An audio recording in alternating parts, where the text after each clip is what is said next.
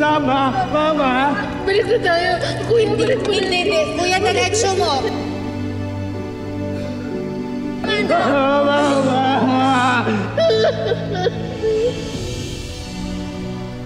Digna? Digna, okay ka lang ba? Umuwi ka na lang kaya ng Pilipinas. Di pwede, Miley. Ang dami-dami ko ng utang na kailangan bayaran. Tapos ang laki-laki pa ng utang ko sa'yo.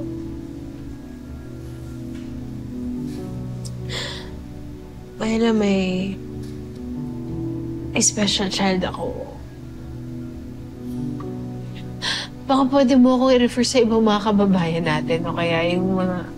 Baka may kakilala ka pa na kailangan ng tagalinis sa bahay nila, tagaluto, tagalaba. Gagawin ko kahit ano. Kailangan ko lang talaga ng pera. Sige, maghahanap ako. Digna, ito na nga pala yung sahod mo.